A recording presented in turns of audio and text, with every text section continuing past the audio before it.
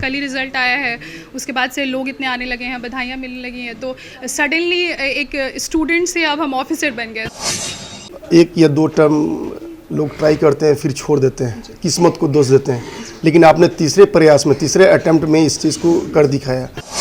2 बार मैं फ़ेल कर चुकी हूँ एग्ज़ाम। एक बार मैंने मेंस में मेरा नहीं हुआ था, दूसरी बार पीटी ही नहीं क्वालिफाई हुआ था।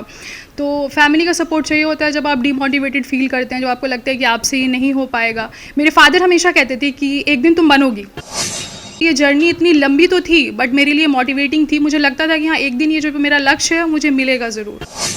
ऐसा वक्त बहुत कम लोगों की ज़िंदगी में आता है कि जिसको आप जानती भी नहीं है वो आपके बारे में फेसबुक पर पोस्ट करके, चाहे सोशल मीडिया किसी प्लेटफॉर्म पे आपके बारे में लिख रहा है कि ये मेरे रिश्तेदार है। बहुत खुशी की बात है। कैसा महसूस कर रही होंगी आप? अगर मेरी स्टोरी ये लोगों तक पहुँचे तो उनके दिमाग में एक एग्जाम्पल ऐसा हो कि नहीं, ये करना पॉसिबल है, क्योंकि मैंने किया है। SDM बनने का मौका मिलता है तो सबसे पहले इस फील्ड में आपकी प्रायोरिटी क्या होगी? किस क्षेत्र में आप काम करना चाहेंगी? और मैं लोगों से ये निवेदन करूंगी कि आप अपनी बेटियों को भी उतना ही मौका दें जितना आप अपने बेटों को दे रहे हैं।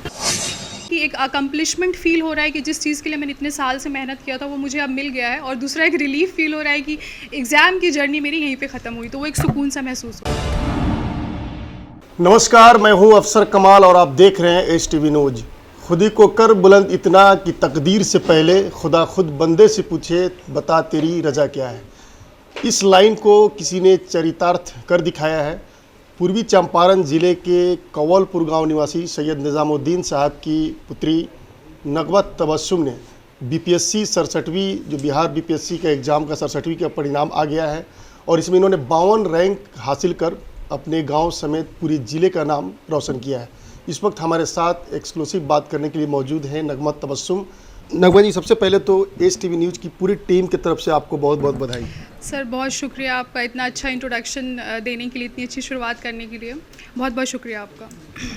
कितना अजीब सा मैं फील कर रही हूँ कि कल तक इसका प्रिपरेशन कर रही थी और आज आप BPSC क्वालिफाई कर चुकी हैं और बहुत बेहतरीन रैंक भी आया है।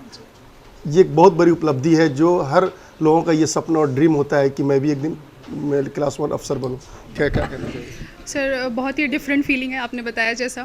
बहुत ही सररियल फीलिंग है जो अभी शायद सिंक इन नहीं हो पाया पूरी तरह से। जो ग्रेविटी है इस पोस्ट का और जो रैंक मेरा है वो शायद अभी उतनी अच्छी तरह से मुझे फील नहीं हो रहा है, बिकॉज कल ही रिज़ल्ट आया है, उसके बाद से लोग इतने आने लगे हैं, बधाइयाँ मिलने लगी हैं, तो सडनली एक स्टूडेंट से अब हम ऑफिसर बन गए, तो थोड़ा सा टाइम लगेगा उसको सिंक इन होने में। बहुत खुशी हो रही है सर, बहुत ज़्यादा खुशी हो रही है। कल तक आप एक स्टूडेंट थी या फिर M.Tech इंजीनियर थी और आज एक अफसर है। अब SDM सब डिविजनल मजिस्ट्रेट के पद पर जाएंगी। इस पर कुछ रिएक्शन? सर, रिएक्शन यही है कि थोड़ा सा टाइम चाहिए उसको सिंक इन होने के लिए, और डेफिनेटली सर बहुत बड़ा अचीवमेंट है। और मुझे शायद इतने साल से मैंने यही सपना देखा था कि एक दिन ऐसा होगा कि मेरी रैंक बहुत अच्छी आएगी, मेरा BPSC क्रैक होगा और SDM मिलेगा मुझे, जैसे कि सारे ही एस्पिरेंट्स चाहते हैं जो भी एग्ज़ाम को लिखता है। तो सर यही है कि एक अकम्पलिशमेंट फील हो रहा है कि जिस चीज़ के लिए मैंने इतने साल से मेहनत किया था वो मुझे अब मिल गया है, और दूसरा एक रिलीफ फील हो रहा है कि एग्ज़ाम की जर्नी मेरी यहीं पे ख़त्म हुई, तो वो एक सुकून सा महसूस हो रहा है। अब M.Tech है ऑलरेडी M.Tech करने वालों के लिए काफ़ी स्कोप है, बहुत अच्छा फ्यूचर है, लेकिन आपको ये कहाँ से आया कि मैं सिविल सर्विसेज की तैयारी करूँ और एडमिनिस्ट्रेशन लाइन में जाऊँ? ये कहाँ से, ये किससे प्रेरणा मिला?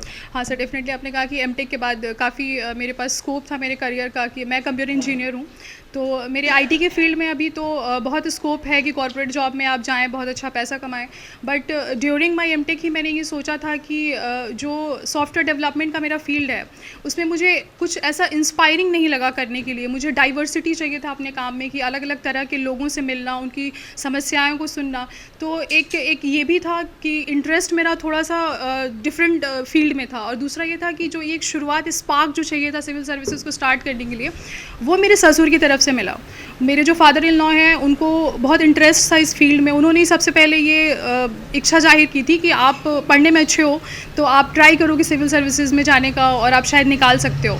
तो एक इंटरेस्ट पहले से था, बट जो स्पार्क था वो उनकी तरफ से मिला। और डेफिनेटली सर, मैं सोसाइटी के लिए बहुत कुछ करना चाहती हूँ। मुझे लगता है कि सिविल सर्विसेज का जो प्लेटफॉर्म है आपको इतनी अपॉर्चुनिटी, इतना बड़ा प्लेटफॉर्म प्रोवाइड करता है कि आप सोसाइटी को एक बहुत ही मीनिंगफुल वे में कंट्रीब्यूट कर सकते हैं। वही सबसे बड़ा मोटिवेशन था मेरे लिए। एक्चुअली क्या है कि हर किसी का ये ख्वाब होता है, ख़ास करके गार्जियन का ख्वाब होता है, ये सपना होता है कि मेरे बच्चे अच्छे करें, और आपने आज उस चीज़ को कर दिखाया। आपके माँ बाप जो है काफ़ी खुश हैं, आपके परिवार के लोग काफ़ी खुश हैं, इसके बारे में क्या कहना चाहेंगे? हाँ सर, फैमिली का जो सपोर्ट है वो बहुत ज़्यादा इंपॉर्टेंट है, क्योंकि बहुत डीमोटिवेटिंग होता है। 2 बार मैं फ़ेल कर चुकी हूँ एग्ज़ाम। एक बार मैंने मेंस में मेरा नहीं हुआ था, दूसरी बार पीटी ही नहीं क्वालिफाई हुआ था। तो फैमिली का सपोर्ट चाहिए होता है जब आप डीमोटिवेटेड फील करते हैं, जब आपको लगता है कि आपसे ये नहीं हो पाएगा। मेरे फादर हमेशा कहते थे कि एक दिन तुम बनोगी, ये होगा पॉसिबल। तो ये इन्हीं लोगों का मुझे लगता है कि जो फेथ इन लोगों ने मेरे कैपेसिटी, मेरे कैपेबिलिटी में दिखाया, उसी की वजह से ये जर्नी इतनी लंबी तो थी बट मेरे लिए मोटिवेटिंग थी। मुझे लगता था कि हाँ, एक दिन ये जो मेरा लक्ष्य है मुझे मिलेगा ज़रूर। अक्सर लोग देखते हैं कि किसी भी एग्जामिनेशन की कोई भी कंपटीशन हो, 1 या 2 टर्म लोग ट्राई करते हैं फिर छोड़ देते हैं, किस्मत को दोष देते हैं, लेकिन आपने तीसरे प्रयास में, तीसरे अटेम्प्ट में इस चीज़ को कर दिखाया। और ये बहुत सारे लोग कहते हैं कि किस्मत ख़राब है, लेकिन मैं तो समझता हूँ कि मेहनत पे विश्वास करना चाहिए। डेफिनेटली सर, आपने जैसा कहा कि किस्मत को ब्लेम करना बहुत इजी होता है। कई बार हमको लगता है कि सितारे शायद हमारे नहीं मिल रहे हैं और ये हमारे बस का नहीं है, तो कहीं ना कहीं ये ना एक्सेप्ट करना थोड़ा डिफ़िकल्ट होता है कि कमी शायद आपके अंदर है और सितारों में नहीं है और किस्मत में नहीं है। तो इसके लिए बहुत ग्रिट चाहिए, बहुत एक सेल्फ इंट्रोस्पेक्शन का लेवल आपका होना चाहिए कि आप खुद अपनी कमियों को बैठ के एनालाइज करो, उसको एक्सेप्ट कर पाओ कि नहीं, ये मेरे हार्डवर्क में कहीं पे कमी रह गई थी, मैंने ये गलत किया इसलिए मेरा एग्जाम नहीं निकला। ईजी होता है ब्लेम करना कि किस्मत को ब्लेम कर दो, सिचुएशन को ब्लेम करो, कि जैसे मेरे साथ भी फैमिली का रिस्पॉन्सिबिलिटी मेरा बहुत ज़्यादा था, तो मैं भी ऐसा कर सकती थी कि आई कुड हैव ब्लेम्ड कि ठीक है मेरे पास तो रिस्पॉन्सिबिलिटी है, मुझसे नहीं हो पाएगा, या ये था कि वापस जा सकते थे अपनी जॉब पे। बट मुझे एक सेल्फ कॉन्फिडेंस था, मुझे बिलीव था कि एक दिन ज़रूर होगा अगर आप हार्डवर्क पुटअप करते रहो तो। और ये जब भी मैंने एग्ज़ाम फेल किया डिफरेंट स्टेजेस पे, एक बार मेंस में, एक बार पीटी में, तो मैंने डीपली एनालाइज़ किया अपनी कमियों को कि कहाँ पे आई एम लैकिंग, वो पॉइंट्स को मैंने नेक्स्ट टाइम इम्प्रूव करने की कोशिश की। ऑफ कोर्स मेरे टीचर्स का बहुत कंट्रीब्यूशन रहा है, मैंने मेंटोरशिप में भी हेल्प लिया था, अपने एक सर हैं मेरे सौरभ सर, उनसे, तो उसका भी बहुत कंट्रीब्यूशन रहा। तो ये सब सर एक कलेक्टिव एफर्ट के थ्रू, एक self introspection, self analysis, hard work, बहुत डेडिकेशन और सेल्फ ग्रिट की वजह से ये पॉसिबल हो पाया है। आप शादीशुदा हैं, मैरिड हैं, आपके 2 बच्चे भी हैं, घर की जिम्मेदारी भी बहुत बड़ी जिम्मेदारी है उन लोगों को संभालना एक हाउसवाइफ के रूप में, उसके बाद से फिर इतने टफेस्ट एग्ज़ाम की तैयारी करना कैसे सब मुमकिन रहा? हाउसवाइफ तो शायद मैं नहीं थी कभी भी, बिकॉज़ वो एग्ज़ाम को जो एक प्रोफेशनलिज्म सिर्फ जॉब में नहीं होता है, वो कई बार इस तरह के एग्ज़ाम में भी आपको पुटअप करना होता है, क्योंकि एग्ज़ाम कोई अकेडमिक वाला एग्ज़ाम नहीं है जो यूनिवर्सिटी में कंडक्ट होता है। कट थ्रोट कॉम्पिटिशन है, एक मार्क्स के लिए लड़ाई हो रही होती है यहाँ पे। तो I was never a housewife, but ये है कि रिस्पॉन्सिबिलिटीज़ तो डेफिनेटली आप भाग नहीं सकते उससे, क्योंकि मैं शादीशुदा हूँ और इन लॉज की फैमिली, मेरी अपनी फैमिली, काफ़ी रिस्पॉन्सिबिलिटी होती है। तो मैं कहूँगी कि मेरी मम्मी और मेरे जो फैमिली में और मेंबर्स हैं उन लोगों ने मेरे लिए काम काफ़ी आसान कर दिया था, बिकॉज़ वो लोग मेरी रिस्पॉन्सिबिलिटी को उन लोगों ने डिवाइड कर लिया था, टेक ओवर कर लिया था कि आपके पास ये खाली टाइम है, आप सिर्फ पढ़ाई करो, आप अपने एग्ज़ाम पे ध्यान दो। तो और दूसरा मुझे लगता है कि जब आप खुद अपने अंदर विश्वास दिखाएंगे ना, आपका सेल्फ बिलीव हाई होगा, आपको लगेगा कि आप जो कर रहे हैं वो मीनिंगफुल है, तो लोग भी फिर सोचते हैं कि नहीं, इसको हेल्प करो, इसको आप पुशअप करो और ज़्यादा कि ये आगे जाए। तो सबसे पहला जो इम्पॉर्टेंट काम है वो ये है कि आप खुद में पहले भरोसा दिखाइए, उसके बाद ही लोग भी भरोसा दिखाएंगे। आपने बताया कि आपके पेरेंट्स का, अम्मी अब्बू का काफ़ी रोल है इसमें, आपका सपोर्ट में, आपको इस यहाँ तक पहुँचाने में उन लोगों का काफ़ी अच्छा रोल रहा। फिर इसमें हस्बैंड भी आपके हैं, उन्होंने भी काफ़ी कुछ योगदान दिया होगा अपना। जी, उनका भी योगदान बहुत ज़्यादा रहा है। और जैसे जब भी डिमोटिवेटिंग फील होता था तो कई बार होता है कि एक हस्बैंड वाइफ का जो रिलेशन है, आप अपनी सारी बातें शेयर करते हैं, एक कंपेनियनशिप है, एक फ्रेंडशिप की तरह है। तो हर दूसरे तीसरे दिन लगता था कि मुझसे नहीं होगा, छोड़ देते हैं, कुछ और कर लेते हैं, कहीं जॉब ट्राई करते हैं।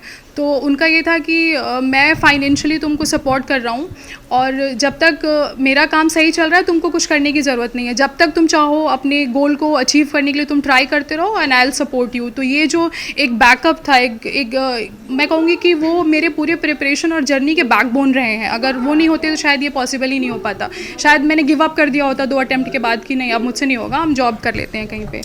ऐसा वक्त बहुत कम लोगों की ज़िंदगी में आता है कि जिसको आप जानती भी नहीं है वो आपके बारे में फेसबुक पे पोस्ट करके चाहे सोशल मीडिया किसी प्लेटफॉर्म पे आपके बारे में लिख रहा है कि ये मेरे रिश्तेदार है। बहुत खुशी की बात है। कैसा महसूस कर रही होंगी आप? डेफिनेटली सर, बहुत खुशी की बात है। अच्छा महसूस हो रहा है, बहुत अच्छा महसूस हो रहा है इनफैक्ट। और अच्छी बात है कि लोग इसमें जो मेरा जर्नी है और जो मैंने सफलता अचीव किया आज, उसमें लोगों को इंस्पिरेशन कुछ मिल रहा है, कुछ अच्छा फील करें, इसलिए शायद लोग कनेक्ट कर पा रहे हैं और लोग रिश्तेदारी भी शायद लगा रहे हैं कि ठीक है मेरी रिलेटिव है। तो मुझे अच्छा फील हो रहा है सर कि और भी लोग इंस्पायर हों, अपनी बेटियों को पढ़ाएं। और कोई ऐसी विमेन सोसाइटी में है जिसको कभी भी किसी भी पॉइंट पे ये फील हो कि मेरी शादी हो गई है, मेरे बच्चे हो गए हैं और शायद करियर में कुछ बड़ा हम नहीं कर सकते, तो मैं कहूँगी कि शायद अगर मेरी स्टोरी ये लोगों तक पहुँचे तो उनके दिमाग में एक एग्जाम्पल ऐसा हो कि नहीं, ये करना पॉसिबल है क्योंकि मैंने किया है। ये बताइए कि जैसे आजकल जो भी स्टूडेंट हैं, कोई भी 1-2 एग्ज़ाम में अगर फेल हुए तो फिर तीसरे चौथे प्रयास को छोड़ देते हैं कि ये मैं अब नहीं कर सकता, मेरी किस्मत में नहीं। उन लोगों को कुछ मैं चाहूँगा कि आप अपने तरफ से टिप्स दें मेरे माध्यम से। सो देखिए, मुझे लगता है कि और तैयारी ये सिविल सर्विसेज की तैयारी कैसे करें, चूँकि टफेस्ट एग्जाम में एक ये एग्ज़ाम आता है जिसको आपने क्वालिफाई किया है। जी जी जी।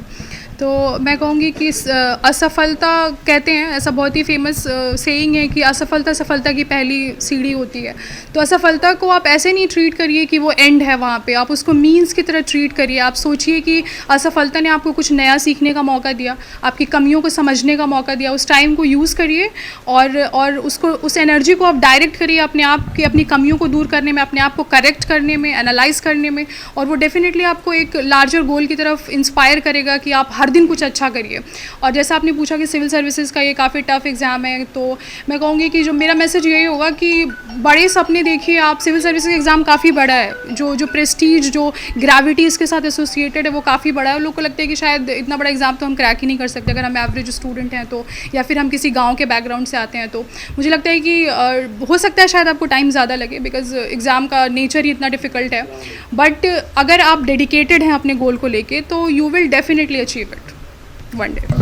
अब आप सब डिविजनल अफसर बनेंगी, तो अगर आपको एसडीओ बनने का या एसडीएम बनने का मौका मिलता है तो सबसे पहले इस फील्ड में आपकी प्रायोरिटी क्या होगी? किस क्षेत्र में आप काम करना चाहेंगी? सर ये तो काफ़ी बड़ा सवाल है, ये सोचने की बात है कि मैं क्या करना चाहूँगी। बट डेफिनेटली जो चीज़ें पढ़ते वक्त जो मैंने समझा सोसाइटी को, जो मुझे लगा, पूछने का सेंस ये है कि शिक्षा, स्वास्थ्य, ये सब सुधारी। हाँ सर, मैं समझ रही हूँ आपके सवाल को। तो जो मैंने सोसाइटी को, जितना मैंने अपने आसपास देखा है, जो मैंने पढ़ के समझा है, तो मुझे लगता है कि जो बिहार में मेजर इश्यूज़ हैं अभी सोसाइटी में, जैसे जो पॉवर्टी का इशू है, जो विमेन एम्पावरमेंट को लेके प्रॉब्लम्स हैं, माल न्यूट्रिशन को चिल्ड्रन के लेके प्रॉब्लम्स है, जो ज़मीनी स्तर पे बहुत सुनने में छोटी बात लगती है बट ये ज़मीनी स्तर पे जो बड़ी बड़ी समस्याएं हैं कि फूड सिक्योरिटी को लेके, न्यूट्रिशन को लेके, विमेन एम्पावरमेंट को लेके, उसके हेल्थ को लेके, ये सारे इश्यूज़ हैं जो जनरली शायद पूरे इंडिया नेशनल लेवल पे ही ये सारी समस्याएं हमारे सामने हैं और गवर्नमेंट के सामने है। तो I will definitely try to work towards it कि मैं कुछ कंट्रीब्यूट कर पाऊँ। आप भी गाँव में पैदा हुई, गाँव से ही पढ़ के निकली, आपका अलीगढ़ तक का सफ़र हुआ, जहाँ तक हमने आपके बारे में जो जानकारी जुटाया है। और आज के माहौल में जिस तरह से लड़कियों की पढ़ाई को लेकर नेगेटिविटी गार्जियनों के अंदर है, उसको लेकर आप क्या कहना चाहेंगे? हाँ सर, लड़कियों के पढ़ाई को लेके एक हमारी सोसाइटी शुरू से एक पैट्रियार्कल नेचर की रही है कि मेन को ज़्यादा एडवांटेज दिया जाता है, उनको अपॉर्चुनिटी ज़्यादा दिया जाता है। बट मुझे लग रहा है कि पिछले कुछ दशक में ये बदलाव काफ़ी आया है लोग के सोच में कि नहीं, विमेन को भी आप इक्वल अपॉर्चुनिटी प्रोवाइड करो। औरतें सब कुछ करने में सक्षम है, हर फील्ड में अपने झंडे गाड़ रही हैं। आप किसी भी फील्ड की बात कर लो, आर्मी में जो कन्वेंशनली लोग को लगता था कि ये मेन का फील्ड है, एथलेटिक्स में आप देखिए कि जो स्पोर्ट्स में रेसलिंग जैसा जो फील्ड है उसमें भी औरतें बहुत अच्छा कर रही हैं। तो मुझे लगता है कि बदलाव समय है ये, और ये जो बदलाव है ये हमारे सोसाइटी में, बिहार में और मुस्लिम सोसाइटी में स्पेशली रिफ्लेक्ट होना चाहिए। और मैं लोगों से ये निवेदन करूंगी कि आप अपनी बेटियों को भी उतना ही मौका दें जितना आप अपने बेटों को दे रहे हैं। अब आप बीपीएससी क्वालिफाई कर चुकी हैं, अब क्या लक्ष्य यूपीएससी में भी अब बैठने का है? डेफिनेटली सर, मुझे बहुत खुशी होगी कि अगर ये अपॉर्चुनिटी मुझे मिले कि मैं और बड़े प्लेटफॉर्म पे कुछ कर पाऊँ तो मैं ट्राई करूँगी।